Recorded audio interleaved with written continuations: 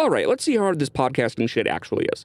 I am Flesh Simulator. You are listening to Gladiodrome, the official podcast of the Deep State. The opinions expressed herein are not our own. No, I said our own, but in this case, it's my own. I've been trying to start this podcast for a while. There will eventually be other hosts. I'm really trying to build kind of a harem of co-hosts.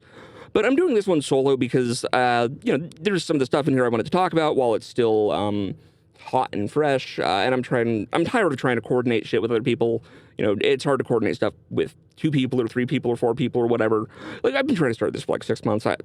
We're just jumping at the deep end by myself. So the topic for today is the socially optimal amount of murder.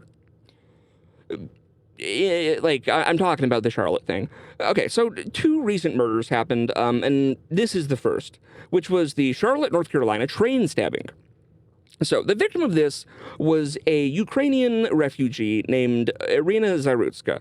So just, already setting off on a bad foot. You have this 23-year-old woman who manages to, flee the Russian invasion of Ukraine, manages to flee an active war zone, comes here, and then immediately gets one-shotted by a crackhead who attempts to cut her head off for absolutely no reason whatsoever.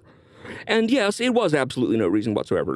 The best explanation that I've seen from the most delusional people on Twitter was that he saw her typing something racist on her phone when she sat down in front of him, and that's why he attempted to cut her head off, which, first of all, would imply that for some reason he can read Ukrainian, and second of all, it just takes for granted that, oh yes, if you see someone typing something racist on their phone, you should be allowed to behead them, which I'm not on board with. I don't think that's a very good sort of standard operating procedure.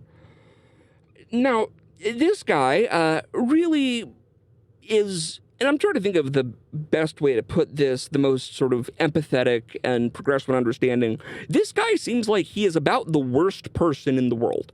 Someone with just absolutely no redeeming qualities whatsoever in any way.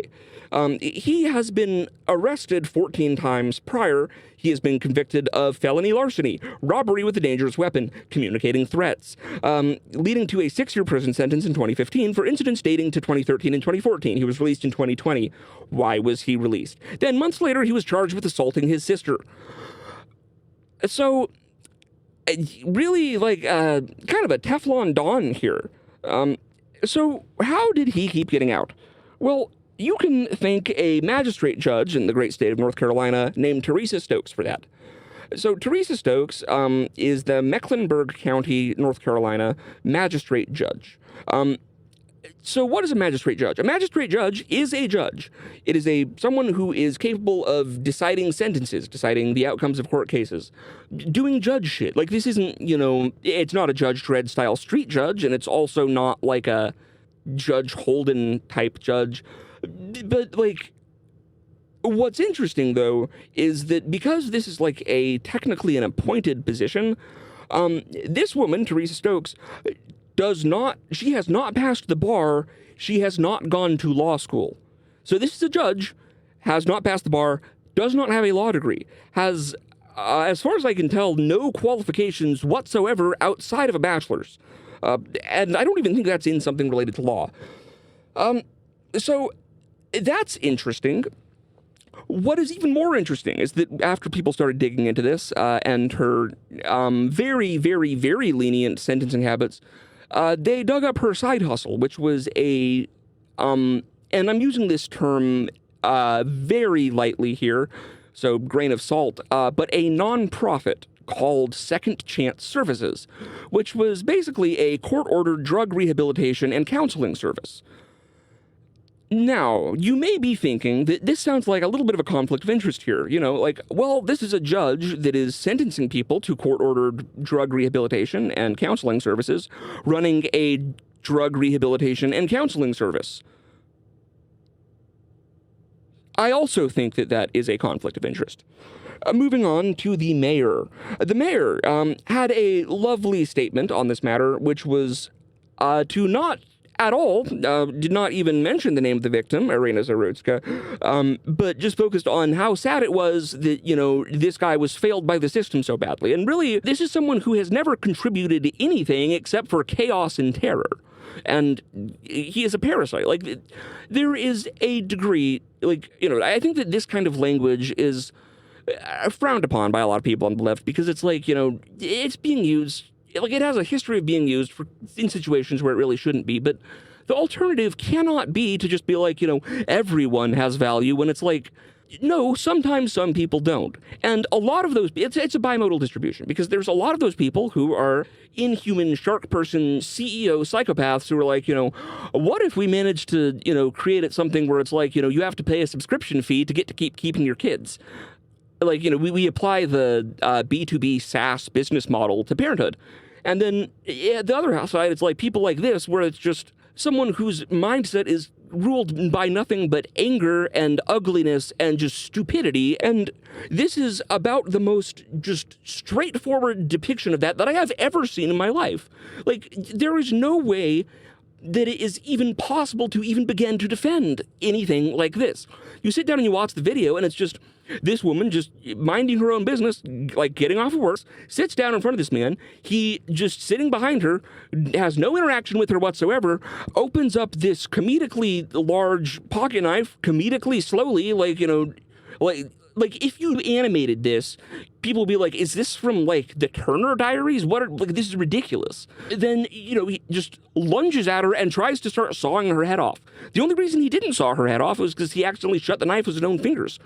But there is no nuance to this. There is no anything to discuss. Sometimes you gotta just look at a situation and take the L when it's the L. There is no better outcome that you can fight for. There is no reappraisal of this that is going to happen. There is no nuance. There is no discourse. This is just something where you need to be okay, yeah, this guy sucks, kill him. It's and then, you have shit like the mayor trying to just be oh yeah, well, it's so sad that he's suffering from such bad mental illness and he was, harmed so badly by society. It's so yeah, society probably didn't give him what he needed, but that doesn't mean that it's not his fault for electing to murder a stranger for no reason whatsoever on video, and then that video looking bad. And then, you look at most news outlets, they're attempting to just completely downplay the coverage of the event, refusing to publish anything about it initially. And Wikipedia editors are trying to delete the Wikipedia article for killing of Irina Zarutska, which, they have Wikipedia articles for the most just nothing murders that no one cares about. But it's as soon as it's contentious, it's well, why is this relevant? It's relevant because it's an incredibly high-profile murder that thousands, if not tens of thousands, if not hundreds of thousands of people are mad about, and it's become a cultural touchstone thing. And this is because everyone can look at this and they know it's bad. They know it's bad.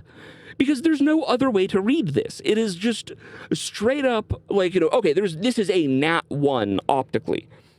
And the best thing that they can do is to just fucking A, take the L, and then B, immediately kill this guy. Shoot him in the head, throw him out of an airplane, into the ocean, drop him into an active volcano, make him ride the euthanasia coaster, make him drink multiple Panera Bread lemonades, whatever, so long as the light leaves his eyes and he's released from this mortal coil.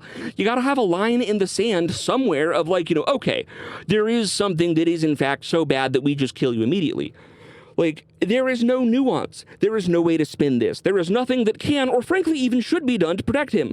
Take the L. Take a firm stance against just randomly cutting the throat of strangers in public, and then you can at least avoid further radicalizing people. You cannot get this cat back in the bag. Now, shockingly, because this has never happened before, this is an example of a situation where leftists are looking at it and correctly analyzing the deeper systemic issues and then coming up with a fucking retarded solution. Oh yeah, he just needs more sympathy. Maybe we can rehabilitate him. And then right-wing guys are looking at that and being that's insane. You guys are all idiots. Which, sure, yeah. But then they're starting with the correct solution of immediately kill this man, and then getting so pissed off about that and circle jerking each other into being even angrier so much that they work backwards to just a complete insane position, which is, basically that this is because we should have been killing all black people this entire time. So suffice to say, racial tensions are pretty high right now. Thankfully, that should be eased by this story that just broke about like 2 or 3 hours ago about a 78 and 77-year-old couple in Long Island who invited a man in after he asked to charge his phone and then were tied to a pole in the basement and lightly stabbed and then set on fire and burnt to death. Like, this is the kind of crime that Grok would try to tell you about completely unprompted. This is a random torture murder of 2 elderly people. You can't defend this. Like, if you defend this, it's going to be like, okay, well, we're going to torture murder you. And that's, like, I'm in favor of less torture murder. Unfortunately, and this is going to sound counterintuitive to many of you, but this is the kind of thing where really the only solution is to torture this man to death. Now, this may sound like an emotional reaction, but I'd say this more so on general principle. But he must be tortured, and he must be tortured to death. This brings up something that I've been kind of public about my beliefs in favor of, that I've mentioned numerous times before, which is my system of pirate discipline. Basically, the idea is that if you split crimes into 3 categories of severity, basically everyone will agree on which level of severity any given crime falls into. And the 3 categories are basically in order from least severe to most severe. What they warrant is, starting from least severe, flogging is the #1 type of crime, which is basically just general antisocial behavior. You know, stuff like petty theft, vandalism, littering, like just for things that are just shitty to do, things that add friction to society, things that, you know, harm others but not gravely. And you should get the shit beat out of you. You should get hit with a cat of 9 tails. It should be the kind of thing where it's like, you know, you walk away from it being like, oh, that sucked. I'm not going to do that again. But, you know, it doesn't meaningfully impact your life and livelihood. Right? Like, you know, you're going to be sore. You're not going to like it. Next up, the medium level of severity is marooning. Like, they would take, you know, someone that they were just like, they didn't fuck with that guy anymore. And they would just take you to a tropical island that, you know, didn't have anyone living on it and be like, all right, bye. You know, if we'll be back in like 5 years to check on you. If you're still alive, if you haven't, you know, gotten, you know, some kind of illness or whatever, you've managed to survive, maybe you'll play nice when we let you come back. So we'll see you in 5 years. And this would be used for, things like severe and habitual antisocial behavior, things like this guy, you know, the North Carolina guy, like what he was up until this most recent crime, which was just someone who is a habitual violent criminal, no regard for the rights of others, just who would not stop harming other people until he was forced to. It's that, and then crimes involving public trust. So this would be things like fraud, insurance fraud, tax fraud, in ways that are like the billionaire way, not the minor way. Corruption, especially corruption. Basically anything that takes advantage of systems that mail theft would be a good example of this. Things that take advantage of things that rely on the mutual trust of everyone and then harming those. Because it's not just you're harming an individual, you're sabotaging a public good. And you know, if you're going to be taking advantage of the good of society, you lose your society privileges. You have to go live on your own for a little while. You get exiled. And then 3, the most severe, the truly nasty shit, the Jeffrey Epsteins of the world, the Joseph Fritzls of the world. If you don't know who that guy was, he was an Austrian who was a really bad dad. Keel hauling. So what is keel hauling, you might ask? Keel hauling is, to use a euphemism, it's when you take a ride around a boat. To be more literal about it, you go into a sailing ship. They decide that you did something that they're really not a fan of. They tie a really long rope to your ankles. They throw the rope off the side of the boat. They fish it out. They pull it around the other side. They stretch it back around to you. They kind of take the slack out of the line, get it nice and taut, and then they tie it to your wrists. Now, what they do next is that they get a bunch of guys to start sort of pulling on one side of the rope to make you sort of spin around the outside of the boat. Now, this doesn't intuitively evoke the kind of horror that I think it really should, unless you have experience with sailing ships, or boats in general. So there's a couple of things to keep in mind here. First of all, ships are big, so this is going to take you a while of being underwater. Second of all, you'll be doing this while you're sailing, so the waves are going to be smashing you into the side. And then 3, something that is so much more of a big deal than the other 2 put together that, like, I don't even really know why I mentioned the other ones. Barnacles. Barnacles. They're these little things that grow on the side of a boat. If you've ever seen a picture of a old sailboat on a dry dock covered in, like, a bunch of little, like, guys, kind of horrible trypophobic looking things, these are crustaceans. They're very sharp. They are so sharp that they're like razor blades. Like, so really what this is that you're going to be scraped along these and sort of cheese grated in a environment of pure salt water to death. Like, it takes a long time to do this because of the friction. But yeah, like you will be kind of just grated along barnacles in a brine until you die. And I tell you all of this horrible information to say the following. With the guy in Long Island, keelhaul this man. He must be keelhauled. That is what he deserves. And I say that not just like out of a kind of bloodlust or sense of revenge, but also out of broader Judeo-Christian morality. Like, I believe that we owe it to him. Like, really, the way he goes out of this world needs to be rough enough that it takes some of the edge off of what he is going into. Make of that what you will. Now, on the topic of capital punishment in general, I just want to say that if we're going to be executing people in the country, like, we really got to figure out what we're trying to do, okay? Because, like, we have so many news stories that you see here of just some prison guard idiot being like, oh, well, see, what we were trying to do was we were trying to try out this thing the warden came up with called the galaxy gas chamber. Or, you know, like, oh, well, they wouldn't sell us the lethal injection drug, so we had to inject him with Roundup instead, and we were seeing if that would work. And then it didn't, so we needed more Roundup, and then eventually we had to take his blood out and give him Roundup dialysis. Like, it's not that hard to find something that will quickly kill people. Use fentanyl. Like, use some of the fentanyl. We have a surplus. Like, we can't even keep it out of our cocaine. It's killing everyone that I know. Use some of that. Like, this is apparently such a big problem here that, you know, we're shooting fucking Predator missiles at boats full of Venezuelans because they're supposedly bringing fentanyl. Use some of that. Like, next time you catch some, which apparently happens all the time, considering how many news stories I see about, like, you know, oh yeah, we just caught enough fentanyl to kill everyone in the world 10 times over, or whatever the fuck they're saying. Just take, like, a little spoonful of that before you mail it off to fucking Fort Bragg or whatever you're planning on doing with it. Like, it doesn't take that much. Like, a little goes a long way. It's piquant.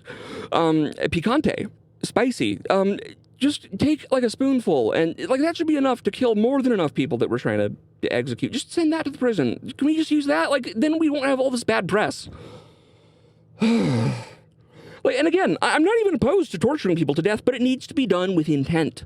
Like, we can't just keep doing this, you know, like, accidentally doing some kind of combination, just, you know, Lenny from Of Mice and Men and medical experiment shit. Like, we cannot be the country of, like, the Three Stooges get a job at Unit 731, like, if we're trying to lead the world in capital punishment. Like, it's unseemly. Oh, God, like, and honestly, we could do with a little bit more pizzazz anyway. Like if we want something that would be the most effective and really the most humane, I go back to my suggestion of just blowing people up with dynamite, or, you know, really C4 or RDX or whatever. Like, you know, we're not cavemen. We have technology. That would be so quick. Like, there's no way to botch that. There's no way to botch getting blown up with a pound of C4. Either you do or you don't. And, like, you know, you can videotape it. You can make a public event of it. Like Carnival Dunk Tank. Just, like, so you know, the carnival game where you throw the baseball and you, at the target, and if you hit it, it dunks the person. It's like that, but just with a TV screen and then like a mile-long wire. Or, like, you know, half a mile long. It doesn't need to be that long. Going to a detonator. And, you know, the person's just sort of sitting there on a chair, and then people can, you know, pay $50 to throw a baseball. You raise money for charity. Live stream it. You can stream it on Kick. I bet Kick would let you do that. You know what you could do? Send people down in the Ocean Gate submarine, the submersible. The one where the fucking idiot, like, billionaire guy was like, oh yeah, like, guess what, guys? I'm gonna make a submarine out of carbon fiber and titanium, because they make race cars out of carbon fiber. And didn't seem to understand, like, the fucking galvanic series. And whenever the engineers were like, hey, no, like, that's gonna, like, we need to add, like, a sacrificial zinc anode or something, like, that's gonna cause galvanic corrosion, he was like, you know, no, that's not based. We're supposed to be, like, moving fast and breaking things. And then they're like, but what's gonna break is the hull. And he's like, shut up, that's not based. And then the hull exploded, or I guess rather imploded. But the thing that stuck out with me with that was that no one on board even felt it or was aware of it, because, like, the implosion happened so quickly that they were put through the Juicero 50,000 leagues under the sea, like, more quickly than their nerves could even conduct feeling from, you know, their body up to their brain. you do that. All right, and finally, last topic for today, Qatar. All right, and finally, moving on to the last topic for today, Qatar, the country that Israel just bombed. So, yeah, that's great. Like, I don't know how many people are kind of aware, because they just sort of think all Middle Eastern countries are the same. That one is a major U.S. ally. That's not the same as a lot of the other countries that's the target of. It's not the same as a lot of the other countries Israel is bombing. Like, they also have more oil money than God. Now, it was actually kind of funny to see Trump flip-flopping on this, where it was like, I see the news of like, oh yeah, the White House gives okay for Israel to bomb Qatar, and I was like, I bet they didn't. No, what the fuck? And then immediately afterwards, Trump was like, like, guys, what the fuck? No. Like, why did you do that? Israel's reasoning for doing this, maybe, I don't know, maybe it's because they got a little bit emboldened by the fact that no one said shit after they, like, blew up Greta Thunberg with Call of Duty kill streaks yesterday. I don't know if she's actually blown up or not, but it's funnier to just treat it as if she is. And also not to be callous, like, I don't want people to take this as, me being callous. I'm aware that they will, and I don't really care, but I don't want them to. But, like, there's going to be more consequences for bombing a country with just, like, literal inhuman levels of money compared to bombing, like, Yemen. Like, I'm not saying that it's okay to bomb Yemen, but you compare that to, like, not even, like, 24-karat gold Labubu, but, like, Qatar has, solid gold slaves. Like, they're not really on the same playing field. Like, really, they have way more money than Israel. Also, like, weren't these the guys that everyone was claiming was like, oh yeah, like they have every single independent journalist in the country on payroll? Like they're, sneakily, like they managed to infiltrate us so severely that they were able to just turn public opinion against the genocide in Gaza. And that's the only reason that people don't love that is all of the Qatari influence, like, oh yeah, they're cogging us. So if that's true, what do you think they're gonna do if, you bomb them? Like, you're bombing a sovereign nation that is a very, very wealthy oil country. Like, what do you think's gonna happen? I guess, just wait and see how that goes. And that's about everything I had to talk about today. I'm running out of steam here. I'm sitting in a parking garage at 2:17 a.m. trying to record this.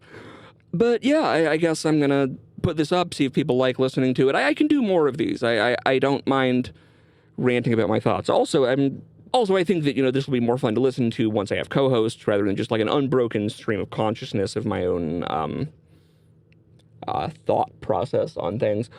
Anyways, it's been good talking to you. Signing off, Gladiodrome, Episode 1, Flesh Simulator.